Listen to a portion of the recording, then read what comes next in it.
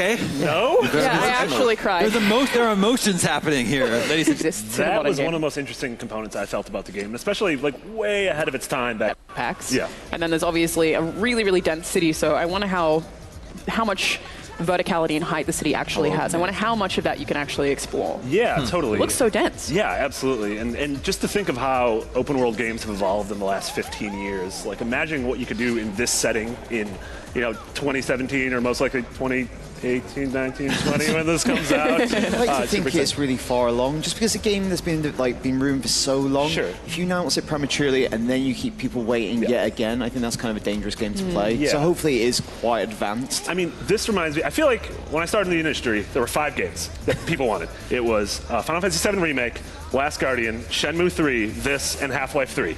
Yeah, so there's just Half-Life 3? There's just Half-Life 3 to Never going to happen. Well, we said the same thing about this. This looks great. They also announced multiplayer, playing with your friends. Half-Life so it seems 3. like, I mean, that's No just connect UBISOFT with ML. Yeah, I am a little bit concerned that they will put that into the single player because, they did that with Wildlands. That's something that I don't like so much. I want this to be an incredibly rich story driven by the characters in that because Beyond Good and Evil is so quirky and funny and unique. I think maybe it's quite telling they brought the narrative designer on as well to make you signal that. And it looks like they have characters who are built in rather than being, people that you can customize and then play with each other. We see what I assume is Paige. We see this new Monkey Man. We see a new kind of hoping it's a separate mode for multiplayer, but we'll have to. I think his official name was Monkey Man. It's the new Monkey Man. The new Monkey Man came out on a press release. NU, yeah.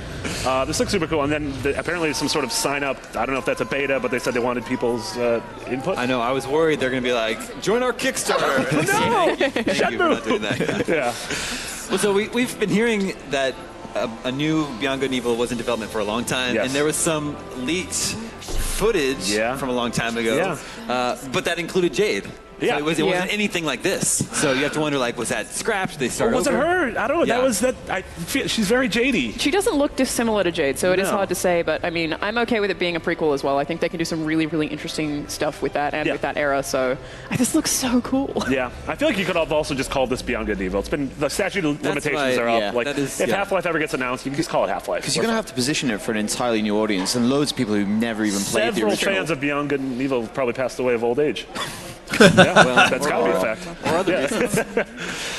So you mentioned you hope the photography returns. This is it's set before the time of the first game. We don't have the main characters that we recognize. So, what do you think has to be carried over to make this a Beyond Good and Evil game? The personalities is the biggest thing, and I feel like from that trailer they have successfully done that straight up. I think the combat was really unique. I don't think the combat could exist now, but I mean, Jade was really known for her staff, and that was like a very iconic thing at the time, which I think they could carry over. But with her not being in it, I don't know. Picture if it's like Arkham-y.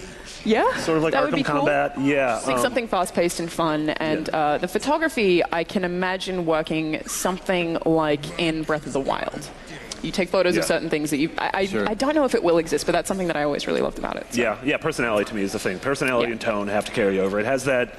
I don't know, we use it a lot, but Pixar balance of where it is, cartoony. You got new Monkey Men on there, but they're also cussing and killing. So, is that Pixar-y? Monkey Man?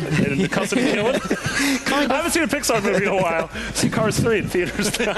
It's supposed to be the best of the Cars movies. Yeah, there you go. Yeah, so we see some new characters here. I think he actually would qualify as a chimpanzee-man. Okay, chimpanzee-man. Ooh, that's a rough. That's not. Say that one. And we got his female companion. They appear to be smugglers or thieves, and then they take their very Firefly. Their stolen goods back to their base, and then I wonder who they give the device to, if that is who you are. Yeah, totally. Might be. Yeah, or how it's working. If you're playing multiplayer, are we all playing just different versions of the same character, or is this a character creator thing? Also, part of this makes me wonder, in the pre-show we were talking about the Watch Dogs 2 tease thing for a sort of space cowboy salvage game. And we saw another space game on this, but this almost feels more like that tone to me. Yeah, interesting. Yeah. Well, Beyond Good and Evil 2 finally announced. Emotions are running high in the IGN studio. Also, Assassin's Creed Origins was featured in the show a little bit. We've got exclusive new gameplay with a boss battle on all IGN platforms right now. So that's what we're seeing here. So we're seeing the ride-up. This is... I'm sorry. The exclusive boss battle is embargoed until 2:30. MC. What time is it now? So not 2:30 yet? Oh, So no. close. Well, at 2:30 we'll come back with the exclusive footage. But we do have footage, whereas they just showed off-screen. Yeah, it was a very small part of the conference, It was a very actually. strange choice. Yeah. I mean, they showcased the game, pretty well yesterday at Microsoft, and I feel like here, you got Ash on stage, who's the lead on Black Flag. So again, like, we all loved Black Flag, and so bringing him out, I think it just gave us reassurance that this is in the right hands. It showcased this, which is one of the coolest elements. If you hit up on the D-pad while you're playing, you bring out your bird companion, and you Which is also very Far Cry. Yeah, totally. Yeah, especially in Primal. Oh, yeah, Primal. Yeah. Just being able to sort of survey the land and tag enemies and stuff, which I think is a really cool mechanic, honestly. Yeah, I tried to do some GTA-style flying under bridges and flying under houses and stuff. You can't do that. Yeah, you can't really explore with the bird very much, Sure. but I like the idea that you can tag it. It gets rid of, older Assassin's Creed games had you sort of scan an environment, targets would glow red or gold for the person you needed, and I think this is a good way to kind of get rid of the silly Animus stuff. So maybe we won't be seeing Animus. The Eagles, the original drones. That's what drones were originally known as, the old school Eagles. Yeah. This seems really cool. I'm glad that they took an approach to, on the flip side of Beyond Good and Evil, which we don't know when is coming out, I'm glad they officially revealed this game, and like Watch Dogs last year, they're like, hey, and in 4 months, 5 months, you'll be playing this. Yeah. It's October, right? It's October, end of October, So I think that's super cool. Yeah, both Bethesda and Ubisoft have done a good job of doing that over the past few years, and it means we know what we're excited about now rather than 5 years away. Yeah. Yeah, so instead of giving a full gameplay demo during the conference, they showed another trailer, which I guess that's probably running behind us right now. We did get to see hippopotamus versus crocodile. Yeah. We've actually, it wasn't us. Jonathan got killed by a hippo while playing the game. Jonathan's dead? They should not bring hippos to E3. We've said this repeatedly. But it's funny because hippos How are. many times did I it tell think you? this is probably wrong, but whatever. I think hippos kill more people in Africa than any other animal. Yeah. But really, in terms of gameplay, I'm wondering if that means that, like Far Cry, when you could let a tiger out of a cage and it would take out an outpost, if they will have those kinds of things. You can. I let a lion out of a cage, stood on top of the cage, and the lion just ate everyone else in the outpost. Perfect. It was wonderful. And then you can never get down from the cage. No, that's just where I die. It hinted at, you saw this sort of scary warlord dude who kind of looked like Anubis. You see a camel, you get to ride a camel. Oh, yeah. Games don't have that. It does look like there's a lot of different kinds of vehicles and different ways to interact with the world. So I do wish that we had seen a little more gameplay, but I mean, we have so much. I was kind of like rummaging around on the official website earlier today, and they were saying stuff that I've not heard them really address in conferences. Like, you can do any of the missions in any order. Yeah.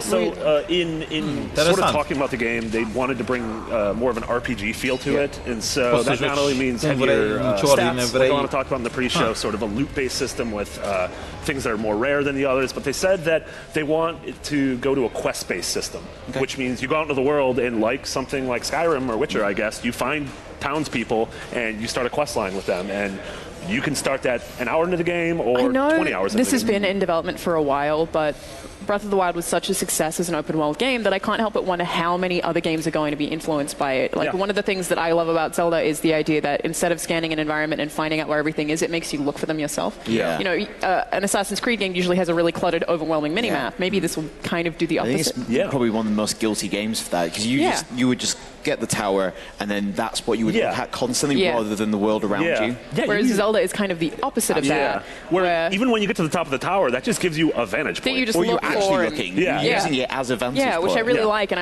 I wonder how many games we're going to see in the future, including Ubisoft games who are really well known for making open world games that kind of take that formula. I mean, we always talk about games like Doom and like GTA 3 as games where there were games beforehand and games afterwards, and I don't think it's crazy to say that Breath of the Wild is probably going to be one of those games.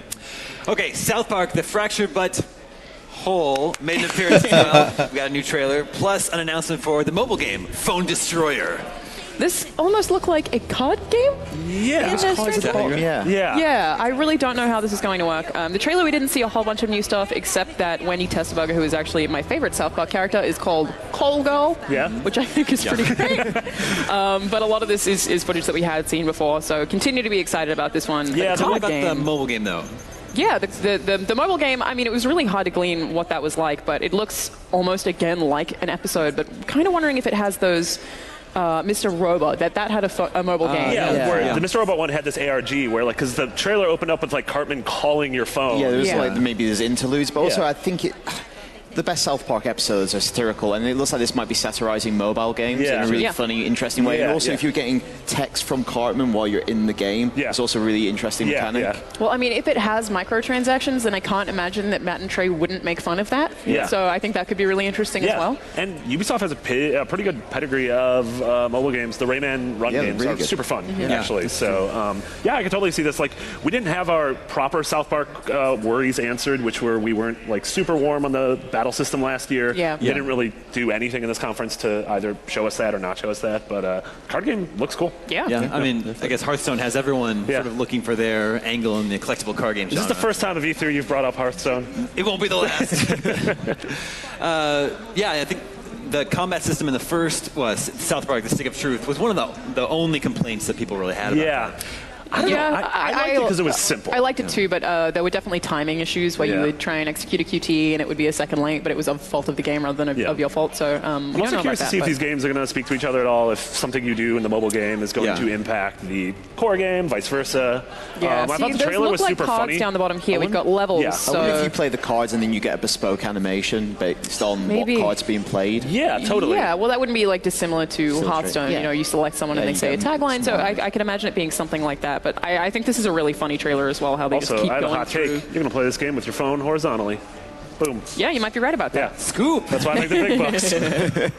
Seems like it's probably class-based as well. Yeah, totally. Yeah, I'm going to go with pigeon class personally. I was going to go with cock magic. Oh. So South Park is out in October, 17th? Yes. Does that sound about right? Everyone was totally laughing at the trailer that was shown here in the office. So it's like, they would have to do a lot to sort of get us unexcited for that game. I mean, absolutely. Like, even if I don't like the battle system, it's still going to be funny as hell, and I'm going to want to explore South Park as these characters. So, Kirby, you played the first game? I did a bit. I didn't finish it though. Well, it's not very, that long. very funny, and you can play it on Xbox One as well. It's backwards compatible. Have you? Do you know about Canada? I have heard of Canada. Okay. You haven't been to Canada? You haven't been to Canada in South Park? Oh, do you know, the best part of South Park is Canada. Okay. So what I'm hoping for is this game has the equivalent of Canada. I don't even want to explain it anymore to you, because it is that good. That's the question I always ask when I'm asking people if they played that game. Is like, oh, did you get to Canada? You're it's like, just wait. It's the would you kindly moment of fart jokes. Wow. Yeah. That's a recommendation. That's totally a box quote right there. Okay, we did get a surprise appearance from Shigeru Miyamoto for the official reveal of Mario+Rabbids Kingdom Battle, which is centered on tactical action, and I feel conflicted. This actually looked really good to me. I really like the humor of the way the characters interact. It basically looks like XCOM.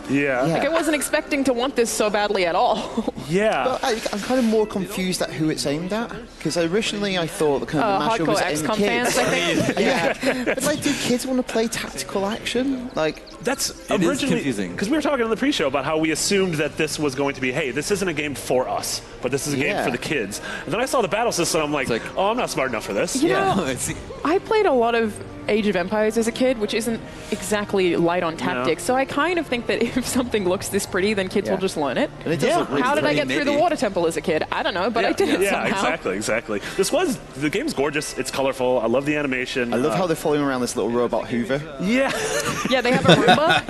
It's vacuuming for them. I mean, and it does look like, it looks like a Mario game here. This looks like the Mario art. And I do like, we have the quote on screen that Miyamoto told them, like, hey, if you're going to do this, you have to make a Mario game that has never been made before. I also like the way you say, like, don't make one where he jumps, because that's my geek. That's my geek. I like the idea that Mario just can't jump on here. That's why he has to, like, bounce off people's bellies. I did really like the way that looked, though, as well. Like, it seems like if one character jumps on the other, they can kind of expand their field of play. And I think that's a really interesting mechanic. And it's all just so cute. And there was also a lovely moment when the creative director was shedding a tear, seeing Miyamoto, obviously his hero, presenting his game to the world. That's pretty amazing. I legitimately cannot imagine what that would be like. It's not E3 if one developer doesn't start crying. So I like that. And we got 2 in Ubisoft. And this is coming a lot sooner than I think we thought. End of August. This summer. So we've got another Switch exclusive this year. Is this the first one that's been announced at E3? Yeah, it's kind of, again, it's extending that momentum of, like, ARMS and Splatoon, and now we've got this in and we August. see Mario by the end of the year. And I think it's interesting that they opened the Ubisoft conference with a Switch exclusive. Right now, we're actually going to send it over to Brian Altano here in the IGN newsroom for his take on Mario and Rabbids Kingdom Battle. Oh my God! What an amazing surprise! It's like a huge shocker today. Our first time hearing anything about this game whatsoever. No, I'm just kidding. We've known pretty much everything from top to bottom, but it's always great to see Miyamoto. We were joking earlier in the week, what will Miyamoto wear when he shows up? And apparently, it's Mega Man's blaster. So that's good to see. This game is coming August 29th. I'm still not entirely sold on it, but I'm happy it exists because it shows that Ubisoft is actually putting a lot of effort into making something brand new from the ground up for Switch, even if it involves Rabbids, which is kind of like, I don't know, putting anchovies on a pizza. Like, I love Mario, but these guys are just sort of, well, there they are, aren't they? They sure are, Brian. Well, so you're a Nintendo fan. Yeah. You wear your love for Nintendo on your sleeve. Does this look like something you want to play? I will definitely play this. I'm with Marty in that I originally thought this would be specifically just for kids, but it does look complex and interesting enough for me. The really cool thing I'm seeing behind this is that they're marketing the hell out of this game. They're making a ton of merchandise. There's going to be like a small scale line of figurines, a sort of a $40 scale line of figurines. There's a soundtrack if you want to listen to the just insane sounds coming out of this game at any given moment. And they're also putting together a collectible set of cards, which I don't know if we'll be able to interact with them like as amiibo cards or anything like that, but they're going in hard on this whole thing. So it's really cool to see it all come together. It's also cool to see Nintendo sort of let go of the reins a little bit in terms of what Mario can do. I think they're just kind of letting him out of the house now, and who knows where that will lead to over the years to come. Well, I was thinking there is a precedence for other companies making Zelda games. Capcom made several handheld Zelda games. But is there a precedence for Nintendo really letting someone make a big Mario game? Not to this extent. I mean, we've seen Mario show up in stuff like Scribblenauts and NBA, but sure. We've never really seen Peach as a disgusting vermin taking selfies. So that's all new. That's great. You know, this is a bold new year.